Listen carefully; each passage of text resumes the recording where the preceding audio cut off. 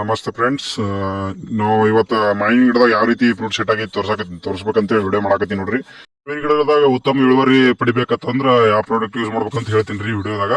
ಆ product use ಮಾಡೋದ್ರಿಂದ ನೋಡ್ಬೋದ್ರಿ ನೀವು ಯಾವ ರೀತಿ ಕಾಯಿ ಸೆಟ್ ಆಗಕತ್ತೀರಿ. ಅದ್ಭುತ ರೀತಿಯಿಂದ ಕಾಯಿ ಸೆಟ್ ಆಗಿದ್ರಿ. ಮತ್ತು ಫ್ಲವರ್ ಡ್ರಾಪ್ ಆಗೋದು ಕಮ್ಮಿ ಆಗೈತಿ ನೋಡ್ರಿ. ನೋಡ್ಬೋದ್ರಿ, ಭಾಳ ಹೆಲ್ದಿ ಐತ್ರಿ ಫ್ಲವರ್. ನೋಡ್ರಿ ಯಾವ ರೀತಿ ಕಾಯಿ ಸೆಟ್ ಆಗಕತ್ತೀರಿ ನೋಡ್ಬೋದ್ರಿ ನೀವು. ನೋಡ್ಬೋದ್ರಿ ನೀವು ಯಾವ ರೀತಿ ಫ್ರೂಟ್ ಸೆಟ್ ಆಗತ್ತದ್ರಿ. ನೋಡ್ಬೋದ್ರಿ ಇಲ್ಲಿ ಯಾವ ಸಖತ್ತಾಗಿ ಫ್ರೂಟ್ ಸೆಟ್ ಆಗತ್ತ ನೋಡ್ರಿ. ಈ ಪ್ರಾಡಕ್ಟ್ ಬಳಸೋದ್ರಿಂದ ಹೂವು ಉದುರೋದು ಕಡಿಮೆ ಆಕ್ಕದ್ರಿ, ಮತ್ತ ಉತ್ತಮ ರೀತಿ ಇಳುವರಿ ಬರ್ತದ್ರಿ ನಿಮ್ಗೆ. ಒಂದ್ಸತ ಯೂಸ್ ಮಾಡೀನ್ರಿ. ಈಗ ಇದು 2ನೇ ಸತ ಐತ್ರಿ. ಇದ್ರಾಗ 2ನೇ ಸತ ಯೂಸ್ ಮಾಡ್ಬೇಕ್ರಿ. ಈಗ 1ನೇ ಸತಕ್ಕೆ ಯಾವ ರೀತಿ ಒಳ್ಳೆ ರಿಸಲ್ಟ್ ಕೊಟ್ಟೈತಿ ನೋಡ್ಬೋದ್ರಿ ನೀವು. ನಿಮ್ ಕಣ್ಮುಂದೆ ಐತಿ ರಿಸಲ್ಟ್ ರೀ. ಈ ಪ್ರಾಡಕ್ಟ್ ಮೈಕ್ರೋ ನ್ಯೂಟ್ರಿಯೆಂಟ್ಸ್ ಇರ್ತಾವ್ರಿ. ಜಿಂಕ್, ಐರನ್ ಮತ್ತು ಬೋರಾನ್ ಇರ್ತದ್ರಿ. 3 ಕಂಟೆಂಟ್ ಇರ್ತದ್ರಿ. ಮತ್ತು ಅದರ್ ಪ್ಲಾಂಟ್ ಆರ್ಗ್ಯಾನಿಕ್ ಕಂಪೌಂಡ್ಸ್ ಇರ್ತದ್ರಿ. ಇದು ಯೂಸ್ ಮಾಡೋದ್ರಿಂದ ಯಾವ ರೀತಿ ನೋಡ್ರಿ, ನೀವೇ ನೋಡ್ಬೋದ್ರಿ ಯಾವ ರೀತಿ ಕಾಯಿ ಸೆಟ್ ಆಗಿ ನೋಡ್ರಿ.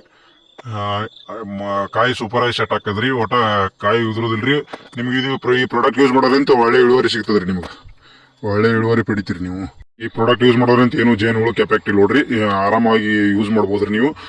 ಇದು 1 ಲೀಟರ್ ನೀರಿಗೆ 2 ml ಅಂತ ಹಾಕಿ ಯೂಸ್ ಮಾಡ್ಬೇಕು ನೋಡ್ರಿ. 20 ಲೀಟರ್ ಕ್ಯಾನಿಗೆ 40 ml ಹಾಕಿ ಸ್ಪ್ರೇ ಮಾಡ್ಬೇಕ್ರಿ. ಇದ್ರ ಕೂಡ ನೀವು ಯಾವುದೇ ರೀತಿಯಾಗಿ ಬೇವಿನ ಎಣ್ಣೆ ಅದು ಹಾಕಿ ಸ್ಪ್ರೇ ಮಾಡಿದ್ರು ಒಳ್ಳೆ ರಿಸಲ್ಟ್ ಕೊಡ್ತೈತಿ ನೋಡ್ರಿ.